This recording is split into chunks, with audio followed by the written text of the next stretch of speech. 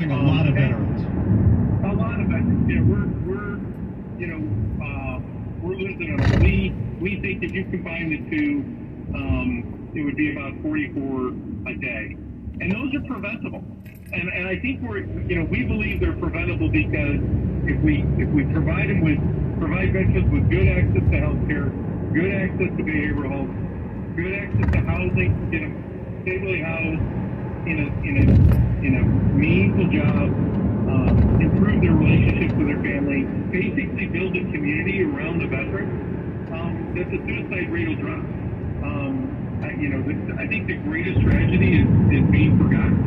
And the longer we move beyond the withdrawal from Afghanistan and the withdrawal from Iraq, and the further you move away from that, the more the American people, unfortunately, are forgetting the veterans and what they did. I find that in a lot of communities across the country, there are resources available. There are organizations, whether they're part of those larger organizations or they're more localized, there to support veterans and the families of veterans. How much does just plain awareness become a big issue, making sure our veterans know what's out there for them? Yeah, you're right. There's an estimate of about 40,000 nonprofits that serve veterans in the United States. There's about 5,000 that are really high-end, have the capacity to do a lot of good. And I think that a lot of families,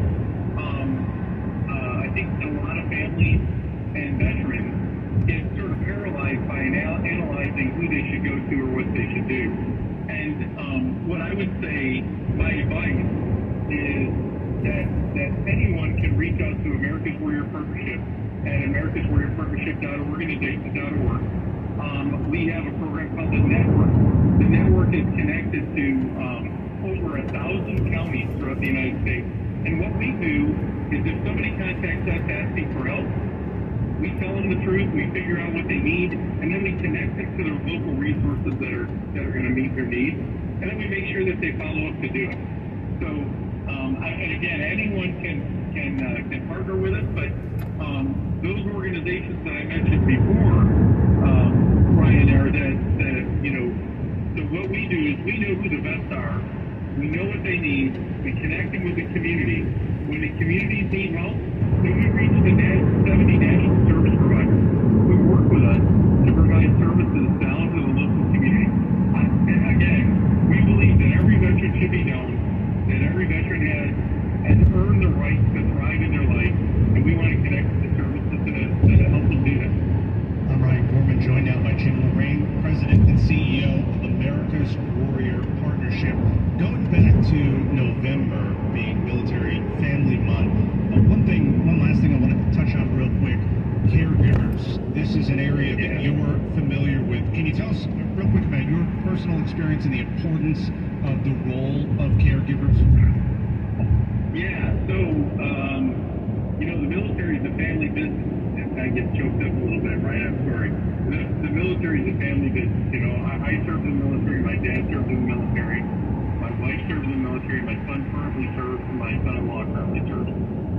My wife, who was serving in the military, was medically retired from injuries that she sustained. And I left working for the chairman of the Joint Chiefs of Staff and to be by her side. And it was a full-time job for about 3 years.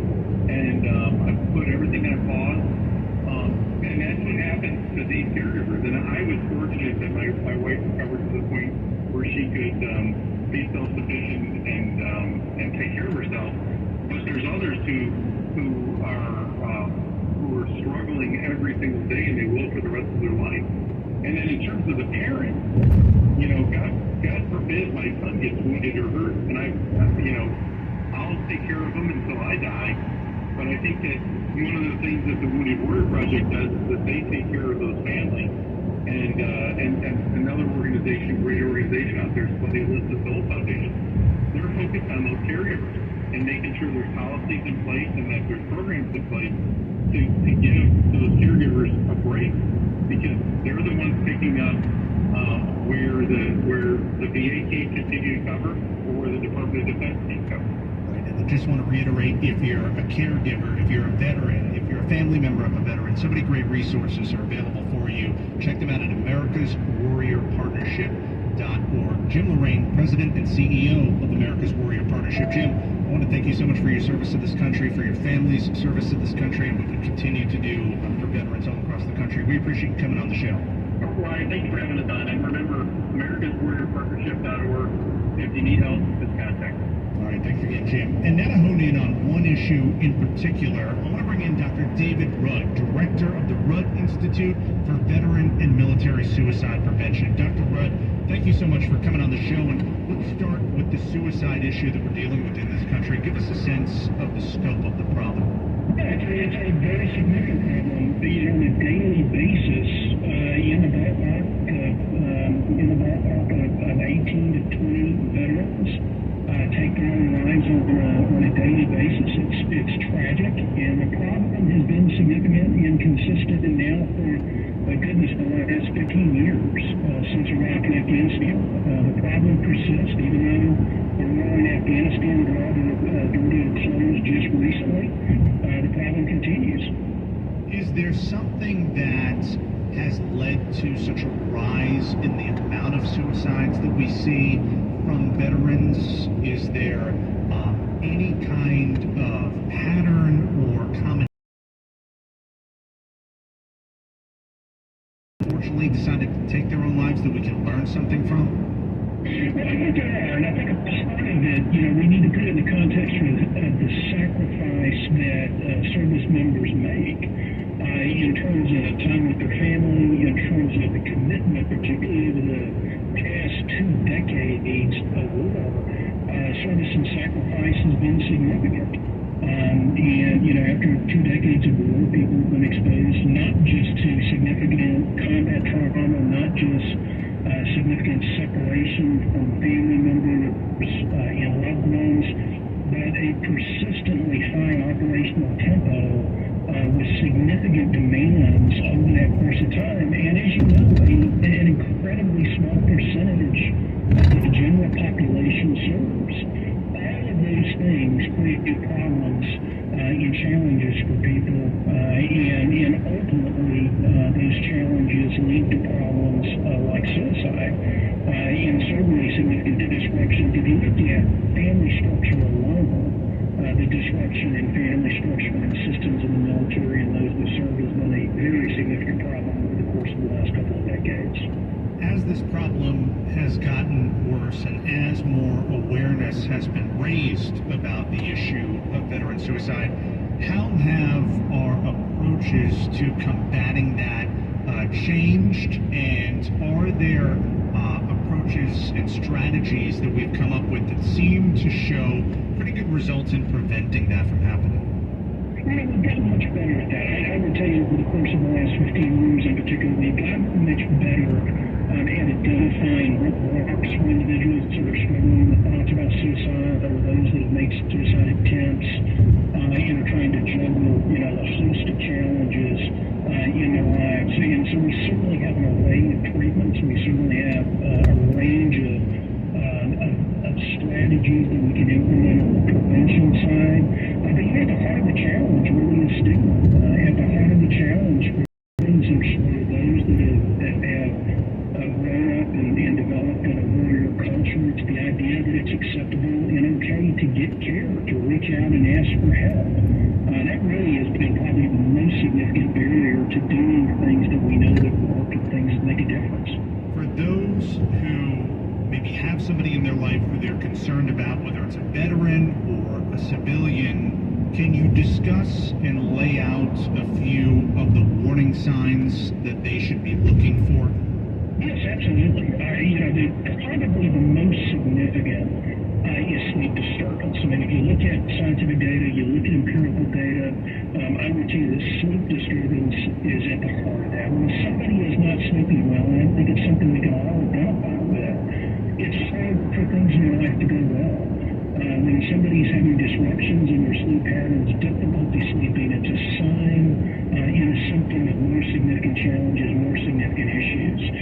So that's probably the most prominent. But related to that are problems in terms of substance abuse, and particularly alcohol abuse. And what happens when somebody's having trouble emotionally, when somebody's having trouble sleeping, more often than not, they turn to things like alcohol or other substances to try to deal with that pain in that struggle, which just compounds the problem. And also, I would encourage people to be aware of individuals that you notice significant changes in terms of their reactivity, in terms of anger and upset. And then, in particular, I would encourage people that he talks about death or dying, talks about suicide, voices those thoughts. It's a serious issue and a serious problem. There's certainly a myth that people that talk about suicide don't act on those thoughts and ultimately don't take their lives, and that couldn't be further from the truth. People evidence that's a warning sign and a signal, and I would encourage people, the important thing is to talk with them, allow them an opportunity to express what they're feeling, and then take steps to help them get the assistance that they need. I'm Ryan Foreman, joined by Dr. David Rudd, former president of the University of Memphis and distinguished university professor of psychology and director of the Rudd Institute for Veteran and Military Suicide Prevention. Obviously, the holidays can have a big impact on mental health. In fact, 64% of people who have mental illness say the holidays makes their condition worse. That includes veterans and active duty military members. What is it about this time of the year that can make life even more challenging for so many Americans? Well, it's interesting, Ryan. It's probably in two clusters. One is, for the general population, you actually see a reduction in suicide rates over the holidays, and you see it go back up in the spring and in the early summer. And a part of that is that we spend time with family, we spend time with friends, we spend time with loved ones. But I would encourage people to think about those that have served in the military and had difficulty.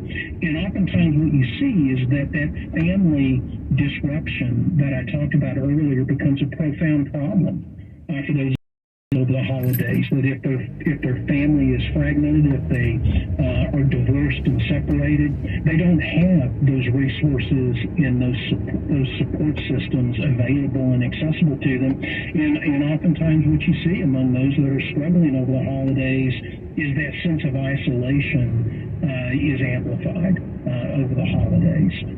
It makes it a particularly painful time, particularly when you're watching images and you're exposed to the notion that you should be with family and loved ones over the course of the holidays, and when those aren't available, it really amplifies and magnifies the pain. How much of an impact has social media had on the mental health issue that we're having in this country and the suicide issue that we're dealing with?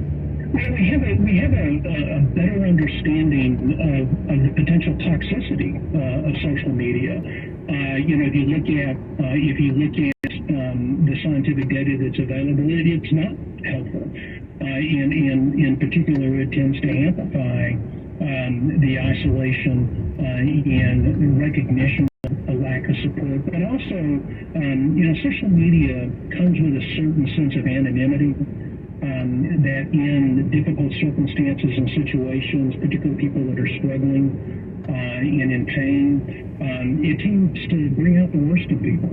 People don't necessarily tend to be supportive and responsive in the way that is helpful via social media. So social media has not played a particularly productive role in helping, and it also provides an opportunity for people to pursue images and material that tends to amplify their sense of depression, their sense of upset, and it's difficult for people to regulate that and manage that if they're feeling isolated, if they're alone. It can really enhance that sense, particularly over the course of the holidays. Dr. David Rudd, director of the Rudd Institute for Veteran and Military Suicide Prevention. Dr. Rudd, thank you so much for coming on the show. We really appreciate it. Thank you, Ryan. My pleasure. And thank you for helping focus attention on this challenge and this problem, but most importantly, focusing attention on the solutions to the problem. Thank you. Absolutely. That's what we're here for. Thanks again for coming on the show, Dr. Rowe. I'm Ryan Gorman, and now I want to bring in technology writer for the Washington Post, Tatum Punter. If you're thinking about trying to kick a bad in the new year, Tatum's got a new piece out on some apps that could help you with that. Tatum, thanks for coming on the show, and tell us about these apps. In case you're unfamiliar with habit trackers, they're kind of like a digital journal. And science has shown that writing down your daily habits is an effective way to establish new ones that you want, maybe break old ones that you don't want. So I took a look at 11 top downloaded habit trackers and sobriety apps on iOS to see how easy they are to use, how much they cost, and most importantly, how they treat your data. Because if you think about it, the data about, how you live every day and what you want to change about your life could be really valuable to advertisers or even employers and insurers. And you had written a piece, I think a couple of months ago, about health apps and the data that advertisers can get a hold of. That's become a really big issue. You've got all these fantastic apps that do so much, yet we're putting all this information into them, and a lot of times people don't know where that's going. Absolutely, and I think a good kind of rule of thumb, or, if you want to understand this in a nutshell, it's that HIPAA, which is American, health privacy protection law, often doesn't apply to digital information or health information shared in digital spaces. So if you punch your concerns into WebMD, for example, there's nothing preventing an advertiser from targeting you, with something either to help or to make you more freaked out later. Are there some things when someone downloads one of these apps, whether it's any kind of health app or one of these habit type apps, sobriety apps, are there things that we should be looking for to make sure our privacy and data are protected?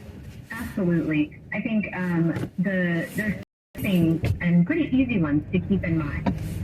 One is if an app is asking for location permissions and it's not, a rideshare app or a map app or something that really clearly needs your location to function, that's a red flag because it kind of shows a data grab that could be a sign of, some deeper data shadiness.